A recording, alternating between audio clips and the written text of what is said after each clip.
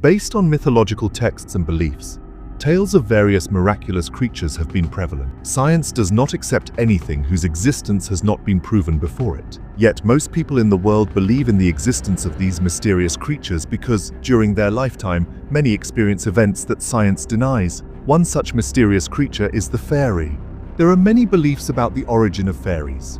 The existence of their stories across the world since ancient times points to the truth of their existence. Historians say that fairy tales spread worldwide from Western countries. Fairy rock paintings and manuscripts have been found in different parts of the world, thousands of years old. According to Christian beliefs, fairies have magical powers that deceive people and sometimes work for witches.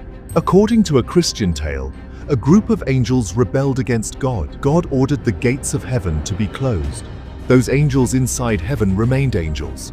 Those in hell became demons, and those caught in between became fairies. Fairies are not just imaginary or historical creatures. Even today, stories of encounters with them are heard. Fairies usually live in remote areas of the world where human activity is minimal.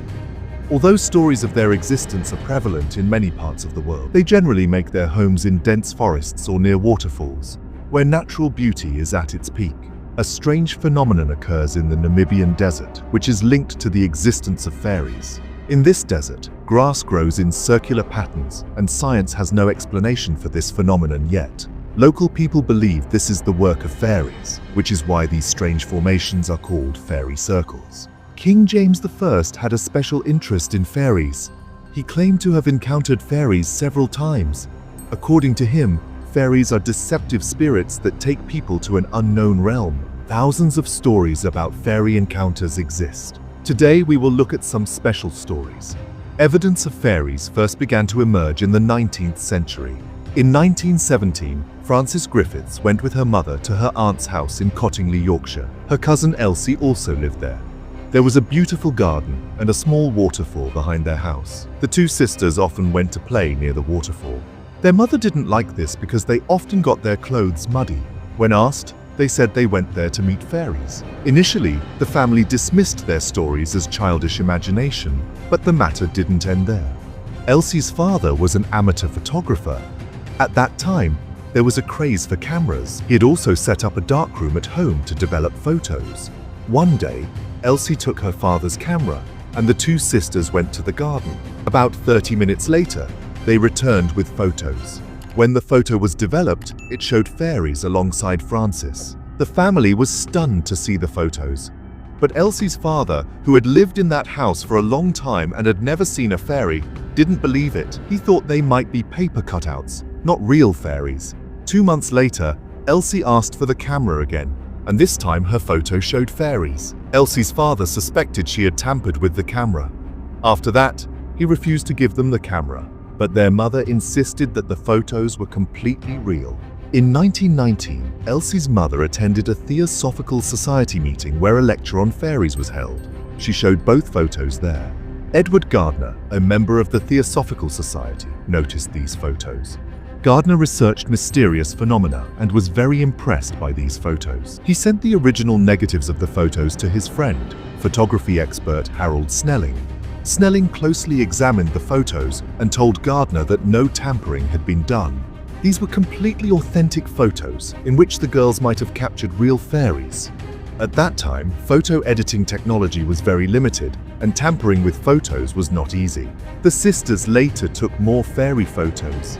Some people don't believe these proofs because fairies usually don't appear before humans, and in this case, they only appeared before these sisters.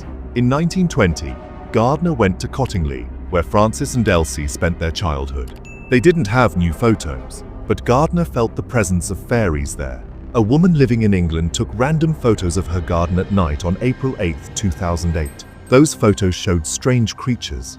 Upon closer inspection, it was found that these creatures had human-like forms and small wings. These photos were published in newspapers and became very famous.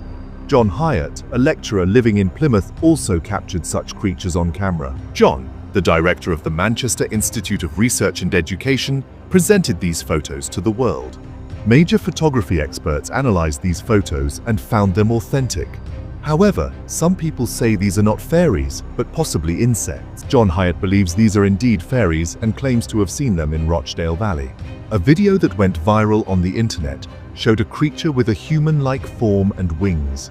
It was captured flying in the air on camera. The video didn't seem fake, but many people called it fraudulent. A few years ago, a unique creature was presented to the public in a Mexican laboratory, exactly like the one in the video. Tests revealed that this creature was completely different from any known species. Scientists said it could be the result of a secret scientific experiment. So, friends, these were some solid proofs of fairies, which make us realize that there is much in our world that we still don't know. Please support us by liking this video and subscribing to the channel. We will meet you soon with a new episode. Thank you.